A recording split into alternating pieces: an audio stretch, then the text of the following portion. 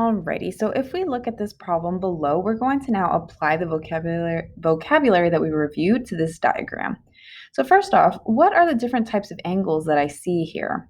Well, it looks like I have some complementary angles, and the reason I know that is because I see the 90-degree angle symbol here and here. So if I color code it a little bit better, this one's 90 degrees, and let's use a different color. And if we look really closely here, I'm actually going to zoom in. This one is also 90 degrees. So from here to here represents a 90-degree angle, and we know we call that complementary. And I also know that there are supplementary angles whenever I look at straight lines. So if I see a straight line, I know that the angles on it add up to 180 degrees. So for example, that's a straight line.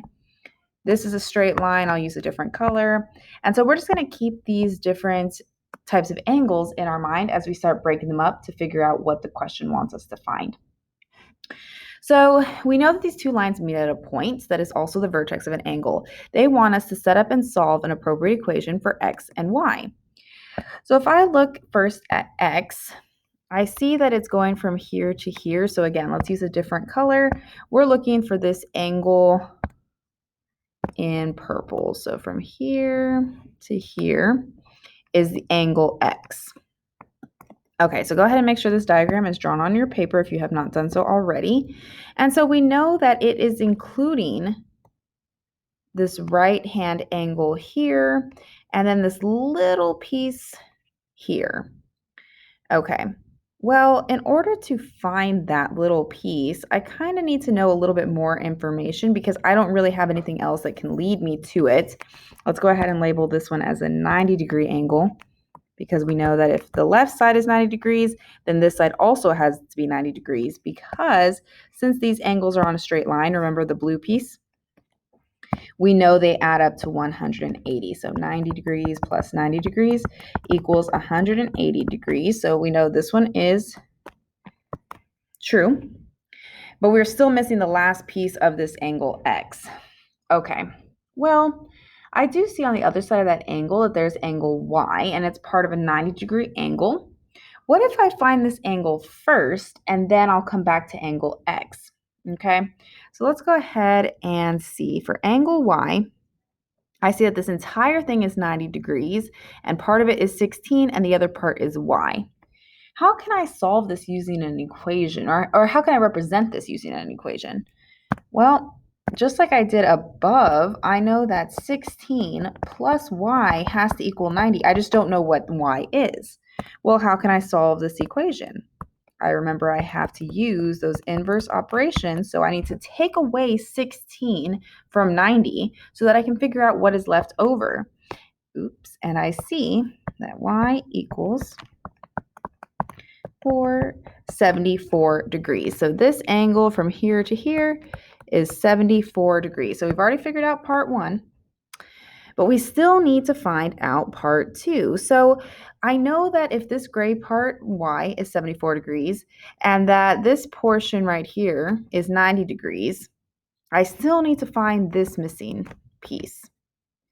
Well, let's label it something else. I'm going to pick C, because that's my favorite letter. So in order to find C, what can I do? Well, I remember that on my yellow line, all angles add up to 180 degrees. So I'm going to go ahead and clear up some of this so that we can have a clearer picture of what we are going to focus on to find this angle C. So this is the angle that I'm looking at, this yellow one. And I know that all angles on top of it have to add up to 180 degrees. Now, I know that angle Y is 74 degrees. This is what's missing. And then I know that this piece is 90 degrees. We already figured that part out. So my equation so far looks that if I add 90 degrees plus C plus 74 degrees, I will have a total of 180 degrees. Why does it equal 180 degrees again? Because they are angles on a straight line. All right, so let's go ahead and think about now, how do we solve this equation? Well, I know I can go ahead and add 90 and 74 together because we already have those two angles. And I see that that's 164 degrees plus angle C has to equal a total of 100 degrees. So if I know that part of it is 164 and I need to find the missing part, let's go ahead and take away 164 to see what's left over. And I see that C is 16 degrees. So if I erase this part, it is 16 degrees. Well, looking back at the question, it still does not care about just that small piece. It actually wants the entire X angle, which is what I'm highlighting here in blue. And I see that it's made up of two different angles. One is 90 and one is 16. How will I find the total angle? I would have to add them together and I get 106 degrees. So what is angle X? Angle X is 106 degrees. So let's stamp. To find missing angles, we need to first identify given angles in a diagram. We can then write equations to solve to find these missing angles.